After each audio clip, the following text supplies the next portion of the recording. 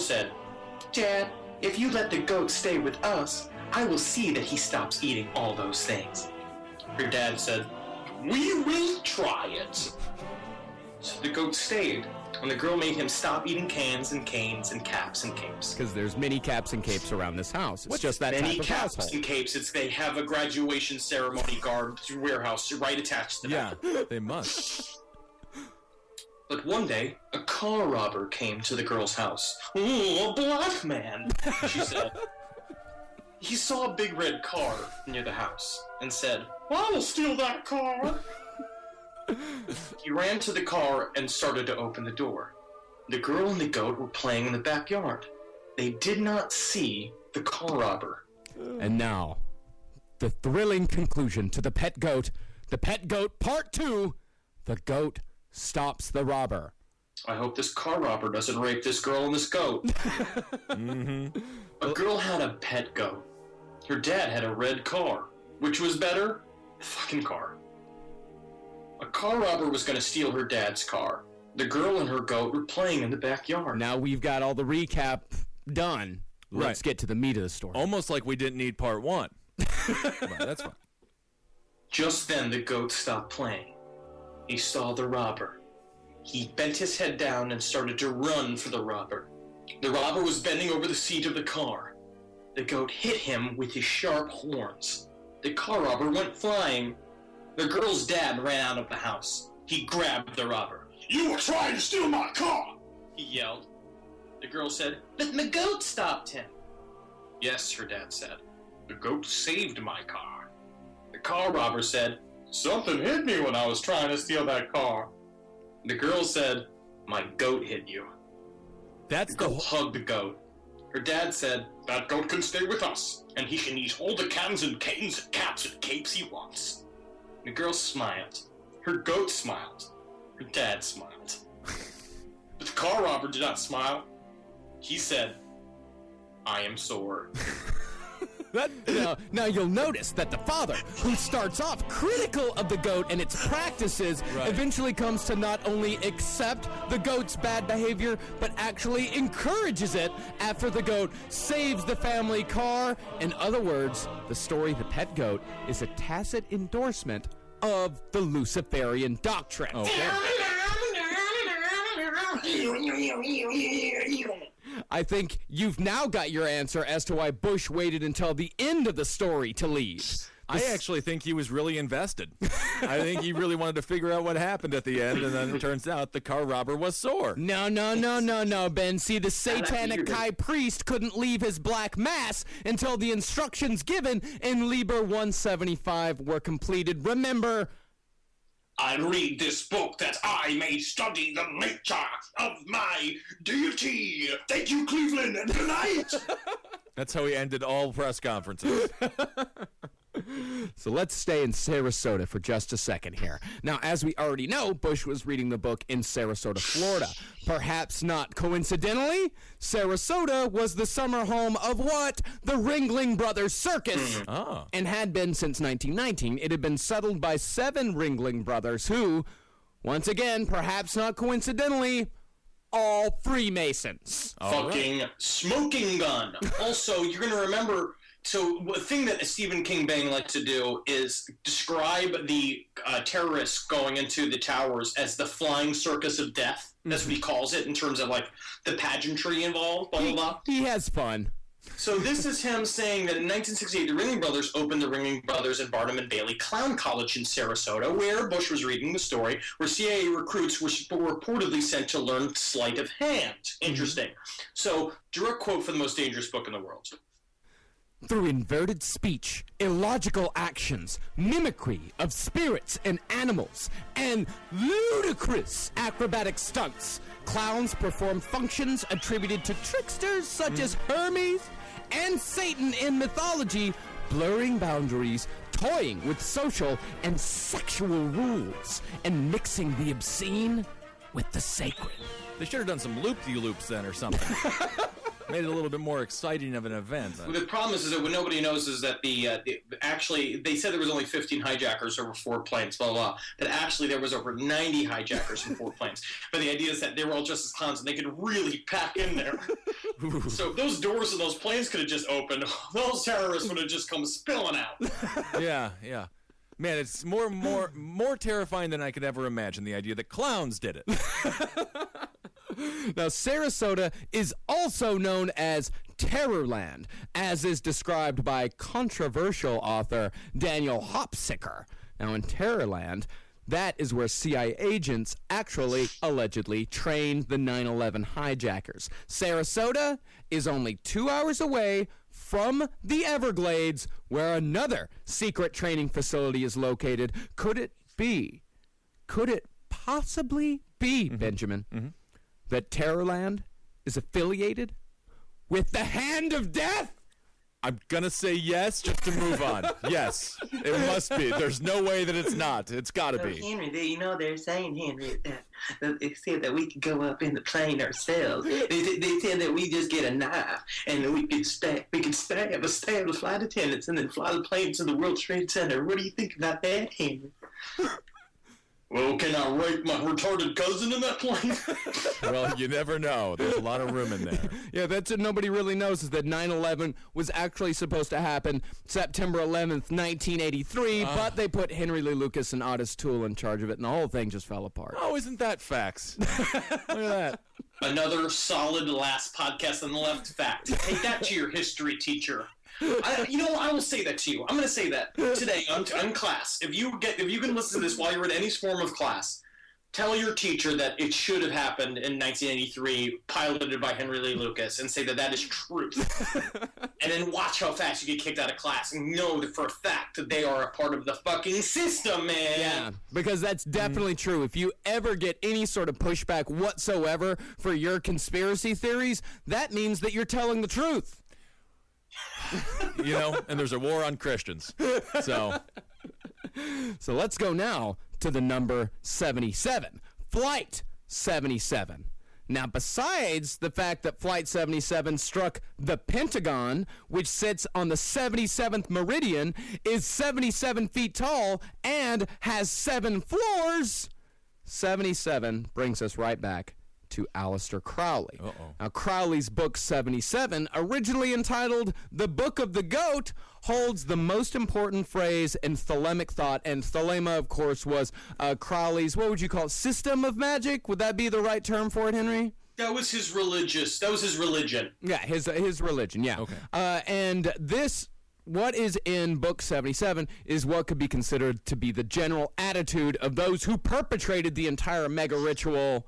Do what thou wilt is the whole of the law. Of course, so do what thou wilt is the whole of the law. Okay. In thelemic thought, that means you can do whatever you want. Damn any consequence, any sort of ripples that it might have outside of yourself.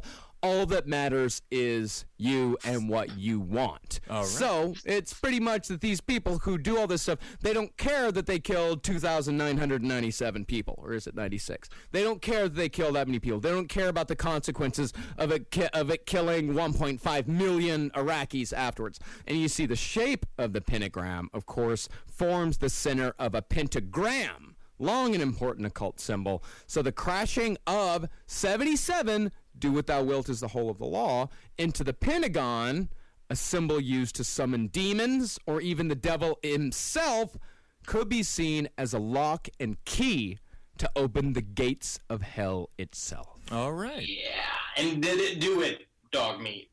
You better fucking bet. You better bet all your dog treats that it did. Wow, dog meat's Dog bet. meat. Cool, dog meat. You're the best.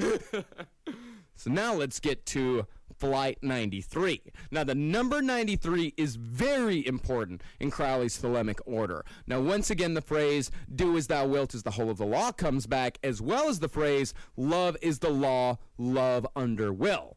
The two keywords here are will and love. That's a part of where you're going to see, Leah, we need to do a whole episode about Thelema and all that stuff, but there is definitely, this is Stephen King Bane's twisting the concept of do as thou wilt is the whole of the law, because love is a law, love under will. It's supposed to then reverberate back with the idea is that you're supposed to do everything with the guise of love, and then it's all about one big organism and treat people as you would treat yourself. It's not treat people, it's not treat people as you treat yourself, it's treat people as they would treat you. It's this whole thing where it's actually can be sort of nice. It can be nice. So I'm going to put that in there as well. So I should give everybody 3 bagels a day.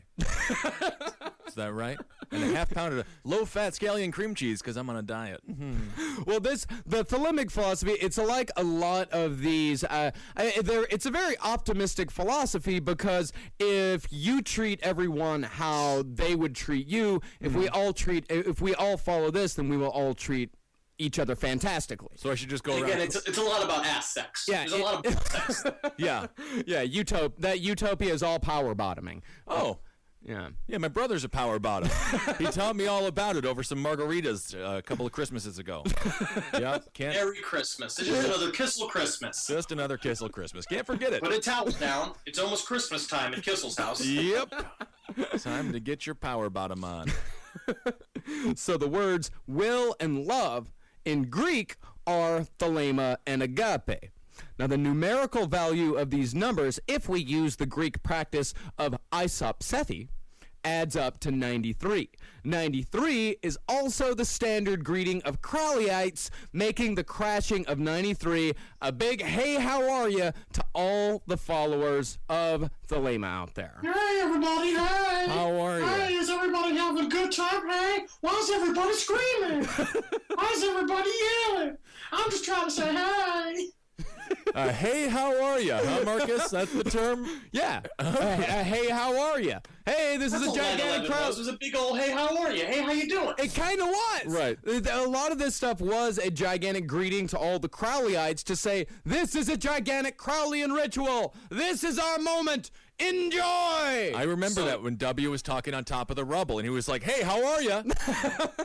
Well, he did. How's everybody doing tonight? How's everybody doing tonight? Is everybody feeling good? Is everybody having drinks? Tip your bartender, right? I'll be here for the next 8 years now. Thanks, 9/11. Well, that's true. So, in addition to all of that, remember United 93 crashed down in Shanksville, Pennsylvania. Remember that it crashed down there. The name of the field director of the FBI that had jurisdiction over the area where United 93 crashed? The world's laziest man. Bill Crowley. Yeah, dude. It is Aleister Crowley's lame cousin from Delaware.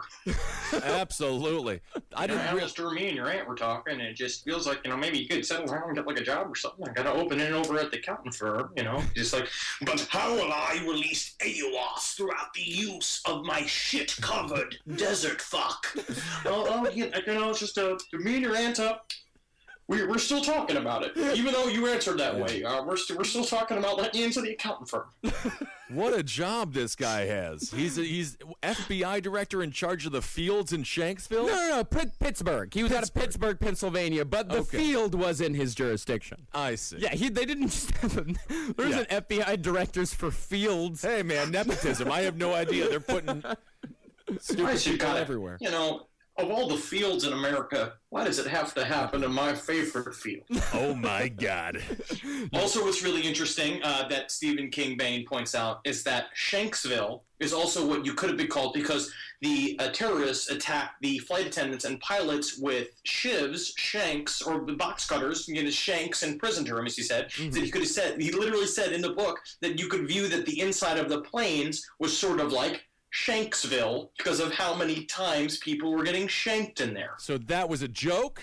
That's a joke. I think that was him making a funny little line. Well, it's not Stephen King Bain's joke. He said that a key component of the occultist is dark humor. Yes, because he's saying like, ha, ha, they must think that is so hilarious, don't they?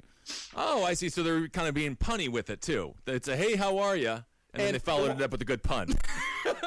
You know what is really interesting too, but it's the way he paints the Illuminati is how I imagine it. It's a lot of like hearty evil chuckling while you're sitting like drinking snifters of sherry, like in a weird old British house, going like, would you even believe that there was a town even called Shanksville? When we saw it on the map, we're like, this is it. This is fucking good. So now let's talk about Korean Airlines Flight 85. Now you might be asking, what the fuck is Korean Airlines Flight 85? What does that have to do with anything? Can I ask that? What the fuck with Korean Flight 85? What does that have to do with anything? No, Flight 85 was one of the flights in the air on the way to New York City when the planes hit. It was directed to land at White Horse International Airport in the Yukon. This is where one Mr. Ozzy Osbourne comes into play. Whoa! Sharon, where are my pills? Little Sharon, where are my... They said they were supposed to be a part of 9/11. That's not Crowley. Mr. Crowley! The only thing that works on him anymore is his voice. But you remember, because the idea is that weren't they supposed to do the thing, like Flight 85 was supposed to ping the code for being hijacked, correct? Yeah. It went out there, it was pinging the code for being hijacked, it did not know why, it got a director to do it, and it was sent up to the Yukon, where it was just supposed to sit there saying that it was being hijacked up in the middle of Canada, like some sort of weird distraction. Yeah, really weird stuff. But was it a weird distraction, or was it one more Crowleyan reference? Now, follow me here. And all of this, by the way, this is fucking, this is all actually true. This is a true coincidence. It's very odd. Now, Ozzy, of course, formerly of the band Black Sabbath, Yes.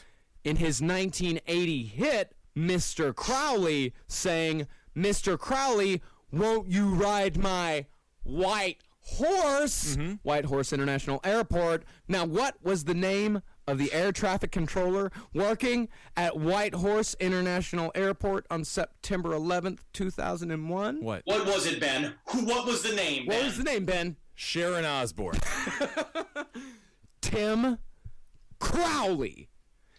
It's just one of those things where if you have smoked an entire joint while listening to this show, it really does get to a point, because the more I read about it, when I was reading it, because I was like, I was like, I need to get into the mind space for this. I fucking rolled a huge joint and just sat and smoked it and read this book on my fucking roof. And I was like, every time I was just like, damn, man. Every time Crowley popped up, I was like, man, fucking Crowley's at it again, man. That's very true. And you know, Howard Stern, the lawyer who killed Anna Nicole Smith, I think Sharon Osbourne is slowly killing Ozzy Osbourne. I just want to make that clear. I want to throw it out there. She's drugging him. If she's slowly killing Ozzy Osbourne, it's been a fucking long-ass process. Well, he refuses. 67 years old. Dude, they've been married to die. They've been married since like 1982. Yeah.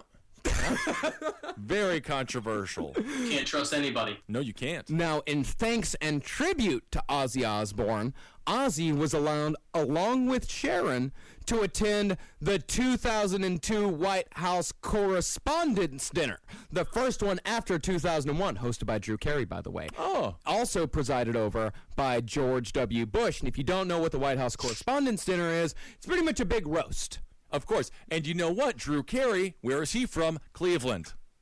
And We've had a lot of references to Cleveland. we have? Yeah, there's been 5 references to Cleveland. There have been? Are you guys even listening to yourselves talk? There haven't been any references to Cleveland. I think you've been conditioned that every single time the words 9/11 are said, you just hear the word Cleveland. I swear to God. It's like it's just like, now bow our heads in the name of the victims of Cleveland. Well, that is true. Cleveland. Now, of course, everyone gets in on the roasting fun on the White House Correspondents' Dinner. Even George W. Bush, who, by the way, not bad as far as delivery goes. If the presidents were only judged by the Correspondents' Dinner, he'd be the best president ever. He really would be. No, Obama kind of crushes it. Obama's does. particularly very good at it because, I mean, you know, I think that one of his, like, lizard dudes that are controlling him from up top, like, near Sirius is just, like, also was one of the guys who did George Carlin. Oh, So I see. It's just like, he's just really good. He's like, I've got the timing down. I'm making this nefarious puppet of ours quite charming and hilarious. Now, let's hear George W. Bush's joke about Ozzy Osbourne. And by the way, Ozzy was the very first person that George W. Bush made a joke about during the White House Correspondents' Dinner. All right. Let's hear it. The thing about Ozzy is he's made a lot of big hit recordings. Party with the Animals, Sabbath, Bloody Sabbath, Facing Hell, Black Skies, and Bloodbath in Paradise. Jesus Christ. Ozzy, Mom loves your stuff. Oh, my goodness. And then Ozzy starts kissing at George W. Bush. He starts kissing at him. He starts doing the worship sign. We're not worthy. We're not worthy. Mm-hmm. And then he bites the head off a bat and he drains the blood into Dick Cheney's mouth. They didn't show that on C-SPAN. Yeah, no, it's C-SPAN. They can't. They gotta No, turn that was away. in the green room. Right. So Korean Airlines Flight 85 also relates to something called the opening of the mouth ceremony, which involves the number 85, the Hebrew word peh, and mummies, but that one's just a little bit too complicated. Okay.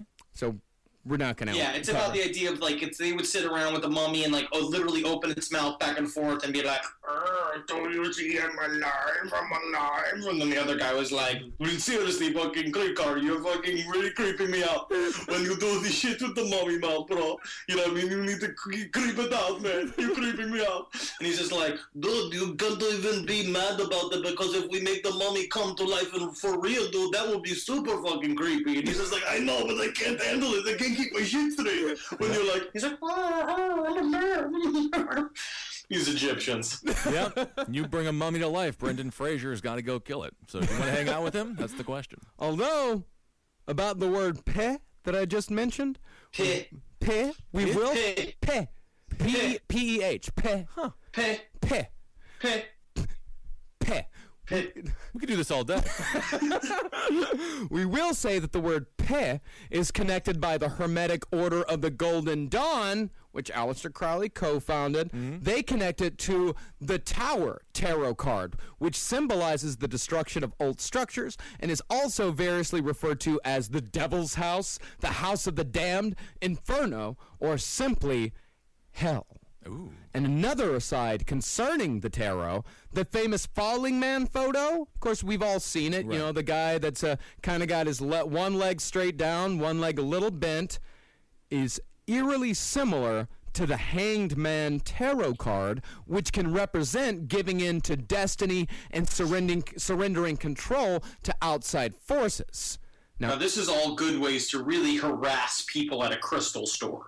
If you want to really the only way to get thrown out of a crystal store is to go in and start on this talk about 9/11 as connected to the tarot deck. Yeah. And even then, they just politely ask you to go. But they do it with such heart and tears in their eyes that you have to leave. Yeah, there's one They got over. a piece of hematite, and they're just like, all right, now, if you could just, the force is away with you. Force is away with you. There's nothing like making a mystic sad. It really breaks your heart. Interestingly enough, the man pictured in the falling man photo was the brother of the sailor in The Village People, who received their Hollywood Walk of Fame star on September 12th. 2008, 7 years to the day after the falling man photo first appeared in newspapers. Okay, so that's. Well, I would say of all the stuff we've said, that's the most dubious, version. That's the most dubious fact. dubious. It's like 6 degrees of Baphomet. So now let's talk about, finally, the symbology of 9/11. Now, Henry, of course, really pushed it on the first and second episodes, the brand of 9/11. You say 9/11, immediately it conjures up feelings, it conjures up thoughts, it conjures up memories. The brand of 9/11 itself has become synonymous with terror. But for the 30 years prior to 9/11, here in America, 911 had been the universal code for help is on the way. Call 911. We have something bad happen. Call 911. Someone's going to come to save us. Or at least there is the illusion of someone coming to save us. Now, the sudden reversal of meaning which is a tactic that occultists often use, was designed to create an additional level of fear in the hearts and minds of the American public. Because you see now, the numbers 911 no longer mean help in our minds. It now means helplessness. Right. It's a heel face turn that they have to pull off in WWE, and the greatest heel to face turn ever, SummerSlam, Bret Hart versus Stone Cold Steve Austin. When Stone Cold refused to tap out, he just bled from his forehead and passed out. So, I loved it. So this is really what they did, and it was a perfect switch. Yeah. Yes, 9/11 is just like the wife beater Stone Cold Steve Austin. He's not a wife.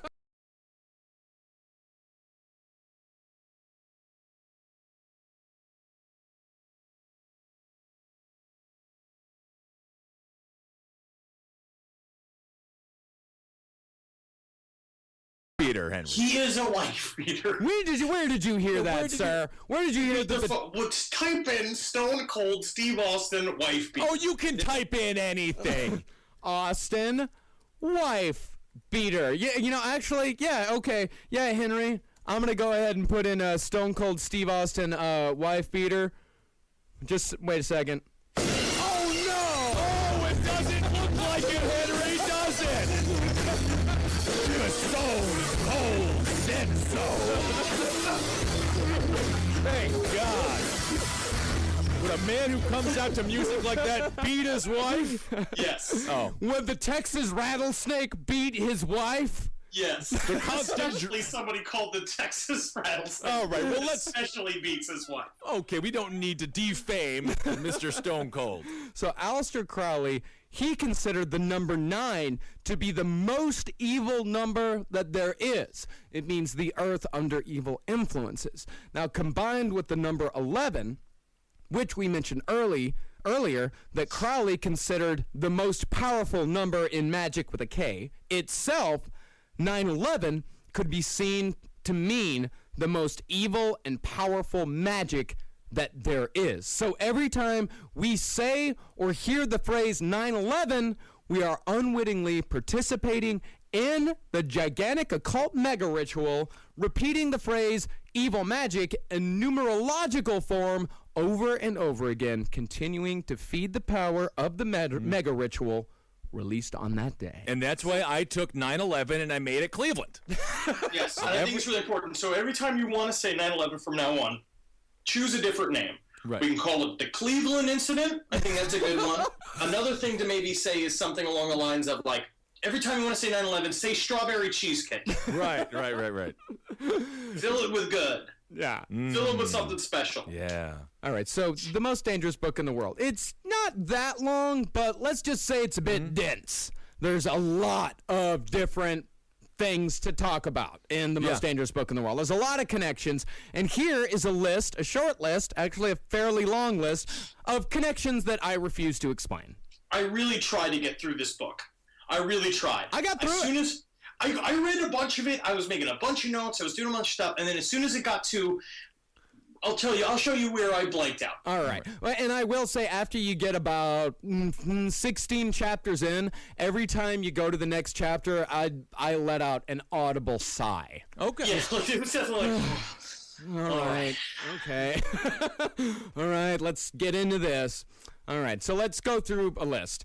Building 7 was a Euclidean Freemasonic symbol of 47 floors, also Anton LaVey trapezoids. the insane astrological connections, they are insane. They are insane, but they are also very compelling, which I would recommend reading the book just for that alone. Sirius the Dog Star, and the dog named Sirius that was killed on the day. I have a poem written about Sirius, but the dog, and because it's all connection about how there's a long thing about how, like, Sirius is really the star that is the worshipful demon star, which is also possibly the reptilian home for the people that had started the Illuminati that helped the whole mega ritual even begin. I'm just not. I can't physically read it anymore. I can't do it anymore. The towers as sacrificial mega altars. The Statue of Liberty is the devil witness, which is true because it's based off of a statue, an ancient statue of Lucifer as the light bringer with light, halo of light around its head, holding a lamp torch, a torch of honesty and clarity. So that's a part of it. That bitch is watching the fucking 9/11 happen. And did the Statue of Liberty come to life like in Ghostbusters 2 and do anything about it? Nope. No, it did not. Didn't even kill a marshmallow person. Also, the guy that designed the Statue of Liberty, Freemason. All right. All of Lower Manhattan is a gigantic ritual occult ceremonial center, complete with an unfinished pyramid, a stepped pyramid, a square pyramid, and a dome. The Millennium Hotel in Lower Manhattan is an homage to the monolith of 2001, A Space Odyssey, which was based on an earlier story Arthur C. Clarke wrote called The Monolith, in which the monolith was built to stand witness to the monumental act of evil fucking magic. Mm-hmm. Coincidence? I don't think so. The Skull and Bones Society, which we'll actually probably do a whole episode on Skull and Bones sometime in the future. Got to. Venus 77. There's a number again. Yeah, and also the Venus 77. In order to talk about Venus 77, we'd also have to explain the astrological connections. There's the face of Ahriman, which was the evil face that people were sending around the chain email, like, look at the face and the smoke. Supposedly that was the face of an evil deity named Ahriman, and as S.K. Bain says, even if it was photoshopped in, there was still somebody out there thinking of Ahriman. No, I mean, that's just somebody who's always thinking of Ahriman. It's Tim in fucking accounting who got Photoshop C67 on his fucking computer, is just having a great time with it. There's the flight numbers as Crowley sigils, but that's self-explanatory. Yeah. I'm going to take the last one if I can. Yeah, sure. There's the Illuminati, of course, the gigantic Illuminati connections. We'd have to really bring the whole thing in. And yeah, Ben, you take the last one. Yeah, I just love this whole sentence. Theodore Olson, the lawyer who represented Bush in the 2000 election debacle, was rewarded a supporting role in the mega ritual for his service in getting Bush into office by sacrificing his wife. Yeah! Take That's my wife, true. please. Because his wife was one, I forgot which of the flights that she was on. She was on 77. Because yes. she was a Washington. She was going out to California to be a guest on Politically Incorrect with Bill Maher. So Theodore Olson lost his wife. Yeah, and also this is what they say. And about also, it was his birthday. Oh, what a day. September 11th was his birthday, and he used it. They used it for magic juice. Yeah, but some people say that Barbara Olson, his wife, some say that Barbara actually never died, that she would, because Barbara was the one that called Theodore. She's the reason why we know that they have box cutters, right? Yeah, why we know specifically that they were box cutters. Some say because, of course, Barbara was his third wife, and he has since remarried. But some say the two women look pretty similar. Some say that Barbara never actually died, that she actually got plastic surgery and became Theodore's fourth wife. And, of course, S.K. Bain loves every time he mentions that. He always say, like, third, or is it fourth? Oh, who's counting? I'll put it this way. This is the conversation that you get into if you hang out at a convenience store with the clerk until like 7 in the morning. Like if you've been hanging out with a convenience store clerk for 48 hours while he's on a fucking work bender, this is where your conversation will always end up. Now, I'll tell you this. I have hung out at convenience stores before with convenience store workers. It's just all about their divorce. Oh, that's too bad. It's always about their divorce, how much they love their kids, but they ain't seen them in a long time. But, I love them kids. I do everything for them, but I ain't seen them for a long time. You ask them what they've been doing, it's like, I've been drunk. But they do everything for them. Taking nothing like a good old-fashioned Texas rattlesnake. That's right. A lot of trucker speed. And of course, all of this stuff, we're going through all of this shit. Even S.K. Bain, in the last chapter, chapter 28, this is what he said. There is most likely occult significance tied to the twin pillars of light. That would be the memorial that we do every year in New York, or every year here in New York, as well as to the 9/11 memorial itself. But at this point, I don't care. So he stopped caring there. So even the author of the book, by the end of the book, becomes completely apathetic. Even he has a sigh when he's writing it, just like, oh, God, okay, fine. Does anyone else feel a gigantic weight off their chest now that 9/11 is over? Oh, my God. I mean, I still have to edit the whole thing, but you know what? I don't have to talk about it anymore. All right, wow. It has distanced us from our loved ones. Jesus. I've been feeling really good. I've got new love strength in my life, but it's fucking with the dates. Yeah. I'll say that. Oh, yeah, it sure as hell is. The only reason why my relationship came back into the fold, because this has to do with tarot cards. My girlfriend's a big tarot card person. Hey, That's how I brought the love into it. Well, I'm happy you guys are doing well. All right, so that is the end of the three-part Jesus on Christ, 9/11. just yet another Ben Kissel, sincere moment. No, I am. I'm thrilled for you. No, that's great. You guys are doing very good for yourselves. That's wonderful. But this is yeah, definitely this. I feel like this is there is truth to this. Yeah. I believe in the ritual. I believe in of course there have been psychological operations happening inside American soil, done by our own government for years now. We do know that they let 9/11 happen. Yeah. I mean, So we know that maybe they it let helps. 9/11 happen, and there is definitely something to be said about reverberations in the collective experience. I actually kind of have a belief. I'm starting to believe that there's the secret op government. Like, there's the guys that are doing, like, kind of the Bilderberg group, and then a lot of people have a lot of plans about, like, international water supplies and controlling populations and wanting corporations to run the world and stuff like that. And I think these are just businessmen. But I do believe there's, like, 15 guys that, like, hang out at any one of these board meetings that are like, and then when can the occult ritual begin? And they always have to be like, okay, like, we are happy that you're here, Mr. Darkstorm, and we're happy for your billions of dollars, but we're actually not doing that. And so what they have to do is, like, every once in a while be like, okay, Darkstorm's coming to the breakfast meeting, so just put out a couple of black candles.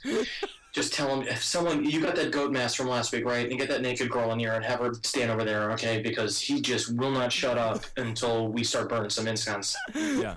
I mean, that's the Catholic Church. You just described what the popes do, what the Pope does with all of his bishops every week. The problem is There's always some guy who wants to turn it evil. Oh. And they're like, guys, this is about money, all right? All right, we're not evil. This is about money. Yeah, but they need Mr. Darkstar's money, so they have to Right. humor him. They have to put in these little things like, okay, yes, let us bring Mr. Crowley into this ritual. And so they're like, fucking search all of the United States and Canada, fuck it. Try to find an air traffic controller named Crowley. There's got to be one. There has to be one. And some fucking congressional intern finds Tim Crowley at Whitehorse International Airport. And they're like, okay, Mr. Darkstar, we landed a plane there. Are you fucking happy now? And they just change the name of the numbers of the flights. You know what I mean? They just go in and they, like, control, delete, and they just go and just be like, all right, now it's fucking 93 and 175, so we're going to do it. And he's just, like, All right. clicking his fingers together, being like, yes, most evil. So Mr. Darkstar did it, whoever the hell that is, and we're all prostitute cows. Reggie Ones of us that are Darkstar. lucky. 'Cause Amazing. at least the prostitute cows are getting milked. That's the rest true. of the cows are getting their throats slit and turned into delicious steaks Mm. for the men at the large table and jar. Love a good meatball. Thank you guys so much for listening to this three-parter. Yeah, thanks It's for been an amazing roller coaster ride of emotions and Yeah, things man. like A journey. That's how I would journey. describe it, man. that. All Yeah. right. I'm tired. Yeah, I'm exhausted. Yeah. Yeah. All right. You can find Marcus on Twitter at Marcus Parks. You can find Henry on Twitter at Henry Loves You. You can find Lost Podcast on the left on Twitter at LP on the left. You can find me on Twitter at Ben Kissel. Another thing to remember, so we're ramping up towards our fucking celebration of Halloween. I can't fucking wait, the devil's time has come! And what we're going to do this October, what we've talked about, is we want to get you guys more involved in the show. And so what we'd like to do is try to get some user submissions of some creepypasta that you guys have written. Keep it fucking short. Keep Way it short. short. Way short. Please keep it short. And also start gearing up.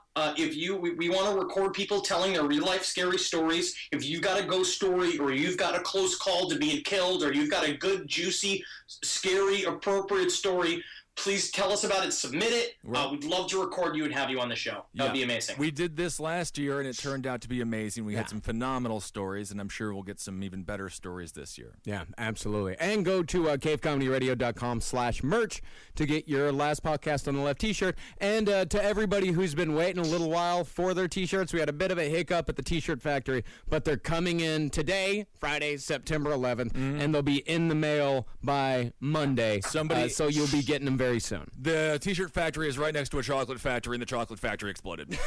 So they got chocolate sauce all over all their shirts, and it was a real nightmare for them. But we got them cleaned up for you, and you'll get those as soon as possible. And our next live show, the 4th Saturday, September, that's going to be coming up. That's going to be fun.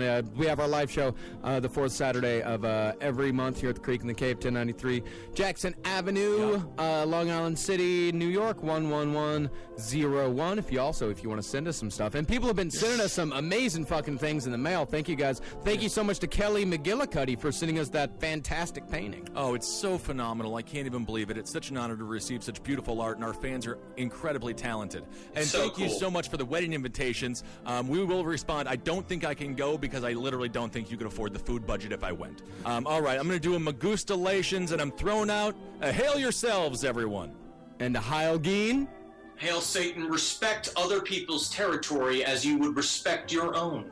That's right. And thanks for listening to all the other shows. Top 8 Roundtable, Sex and Other Human Activities, page 7. Those are amazing shows as well. Yes, thank you, everybody, and good night. Hail me! For more shows like the one you just listened to, go to cavecomedyradio.com.